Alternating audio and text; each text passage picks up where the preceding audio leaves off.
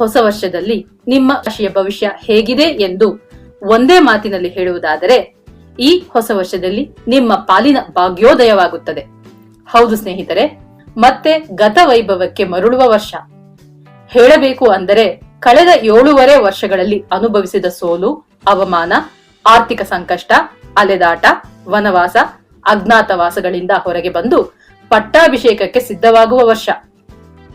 ಕಳೆದ 7.5 ವರ್ಷಗಳಲ್ಲಿ ಏನೆಲ್ಲಾ ಆಸ್ತಿ, ಐಶ್ವರ್ಯ, ನೆಮ್ಮದಿ, ಸುಖ, ಸಂತೋಷಗಳನ್ನು ಕಳೆದುಕೊಂಡಿದ್ದೀರೋ ಅವೆಲ್ಲವೂ ಈ ವರ್ಷದಲ್ಲಿ, ಇನ್ನು ಮುಂದಿನ ದಿನಗಳಲ್ಲಿ ನಿಮ್ಮ ಜೀವನಕ್ಕೆ ಹಿಂದಿರುಗಿ ಬರುತ್ತದೆ.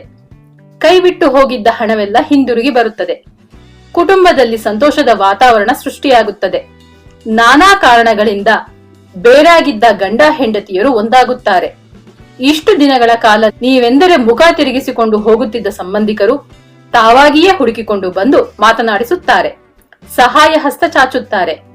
ಹಿಂದೆ ತಿರಸ್ಕರಿಸಿ ಹೋದವರೆಲ್ಲರೂ ಹಿಂದಿರುಗಿ ಬಂದು ಸ್ನೇಹ ಹಸ್ತ ಚಾಚುತ್ತಾರೆ. ಆರೋಗ್ಯದಲ್ಲಿ ಆಮೂಲಾಗ್ರ ಸುಧಾರಣೆಯಾಗುತ್ತದೆ. ಸಾಡೆ ಸಾತಿಯ ಕಾರಣಕ್ಕೆ ವಿಪರೀತ ದಣಿದಿದ್ದ ನೀವು ಮುಂದಿನ ದಿನಗಳಲ್ಲಿ ಉತ್ಸುಕರಾಗಿ ಲವಲವಿಕೆಯಿಂದ ಕಾರ್ಯಪ್ರವೃತ್ತರಾಗುತ್ತೀರಿ. ಖ್ಯಾತ ವ್ಯಕ್ತಿಗಳ ಸ್ನೇಹ ಲಭ್ಯವಾಗುತ್ತದೆ. ನಿರುದ್ಯೋಗಿಗಳಿಗೆ ಒಳ್ಳೆಯ ಕೆಲಸ ಸಿಗುತ್ತದೆ. ವಿವಾಹಾಸಕ್ತರಿಗೆ ಕಂಕಣ ಭಾಗ್ಯ ಕೂಡಿ ಬರುತ್ತದೆ. ಕೆಲಸದಲ್ಲಿ ಪ್ರಮೋಷನ್ ಸಿಗುತ್ತದೆ. ವಿದೇಶ ಪ್ರಯಾಣ ಯೋಗವಿದೆ. ಆ ವಿದೇಶ ಪ್ರಯಾಣ ಲಾಭದಾಯಕವಾಗಿರುತ್ತದೆ. ಮಕ್ಕಳ ಮದುವೆಯನ್ನು ಸೂಕ್ತ ಸಂಬಂಧದಲ್ಲಿ ಅದ್ಧೂರಿಯಾಗಿ ಮಾಡುತ್ತೀರಿ. ಸರ್ಕಾರಿ ಕೆಲಸಗಳು ಸುಲಭವಾಗಿ ಸಾಧ್ಯವಾಗುತ್ತದೆ. ಪ್ರಶಸ್ತಿ, ಸನ್ಮಾನಗಳು ಹುಡುಕಿಕೊಂಡು ಬರುತ್ತದೆ.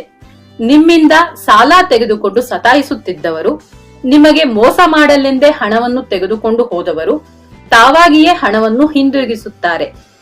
ನಿಮ್ಮ ಜೀವನದ ದಿಕ್ಕನ್ನೇ ಬದಲಿಸುವಂತಹ ಮಹಾತ್ಮರೊಬ್ಬರು ಭೇಟಿಯಾಗುತ್ತದೆ.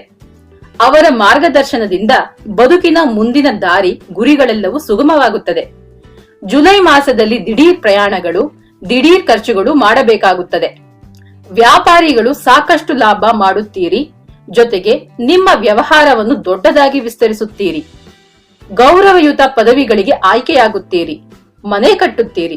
ಅರ್ಧ ಕಟ್ಟಿದ ಮನೆಯನ್ನು ಪೂರ್ತಿ ಮಾಡುತ್ತೀರಿ. ಇಷ್ಟು ದಿನಗಳು ಬಾಡಿಗೆ ಮನೆಯಲ್ಲಿದ್ದವರು ಸ್ವಂತ ಮನೆಗೆ ಗೃಹ ಪ್ರವೇಶ ಮಾಡುತ್ತೀರಿ.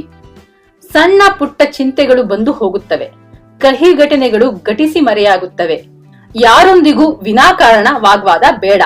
ವಾದಗಳಿಂದ ಯಾರ ಅಭಿಪ್ರಾಯವನ್ನು ಬದಲಾಯಿಸಲಾಗುವುದಿಲ್ಲ ಎಂಬ ಸತ್ಯವನ್ನು ಅರ್ಥ ಮಾಡಿಕೊಂಡು ವಾದಿಸುವವರಿಂದ ದೂರ ಉಳಿಯುವಿರಿ. ಇಲ್ಲಿ ತನಕ ಚಿಲ್ಲರೆ ವ್ಯಾಪಾರ ಮಾಡುತ್ತಿದ್ದವರು ಇನ್ನು ಮುಂದೆ ಸಗಟು ವ್ಯಾಪಾರಿಗಳಾಗುವಿರಿ. ಉದ್ಯೋಗದಲ್ಲಿ ನಿಮ್ಮ ದುಡಿಮೆಗೆ ಅಂಗೀಕಾರ, ಗೌರವಗಳು ಸಿಗುತ್ತವೆ. ಮೇಲಧಿಕಾರಿಗಳು ಮನಸ್ಥಿತಿಯನ್ನು ಅರ್ಥ ಮಾಡಿಕೊಂಡು ಅದಕ್ಕೆ ತಕ್ಕ ಹಾಗೆ ಕಾರ್ಯೋನ್ಮುಖರಾಗುವಿರಿ. ನಿರೀಕ್ಷಿಸಿದ ಸಂಬಳ ಹೆಚ್ಚಳ, ಪದವಿ ಬಡ್ತಿ ಎಲ್ಲವೂ ಸಿಗುತ್ತದೆ. ಮದುವೆಯಾಗದ ಹೆಣ್ಣು ಮಕ್ಕಳಿಗೆ ಮದುವೆಯ ಮಾತುಕತೆ ಸಫಲವಾಗುತ್ತದೆ. ನೇರ ಸಂದರ್ಶನಗಳಲ್ಲಿ ಜಯಗಳಿಸಿ ಹೊಸ ಕೆಲಸಗಳನ್ನು ಗಳಿಸುವಿರಿ. ವಿದ್ಯಾರ್ಥಿನಿಯರಿಗೆ ನೆನಪಿನ ಶಕ್ತಿ ಹೆಚ್ಚಾಗುತ್ತದೆ. ಓದಿನಲ್ಲಿನ ಅಲಕ್ಷ್ಯ ಹೋಗಿ ಲಕ್ಷ್ಯ ಹೆಚ್ಚಾಗಿ ಹೆಚ್ಚುವರಿ ಅಂಕಗಳನ್ನು ಗಳಿಸುತ್ತಾರೆ. ಕಲಾವಿದರಿಗೆ ವೃತ್ತಿಯಲ್ಲಿದ್ದ ಪೈಪೋಟಿ ಕಡಿಮೆಯಾಗುತ್ತದೆ. ನಿಂತ ಸಿನಿಮಾಗಳು ಬಿಡುಗಡೆಯಾಗಿ ಅವು ಒಳ್ಳೆಯ ಹೆಸರನ್ನು ತಂದುಕೊಡುತ್ತವೆ.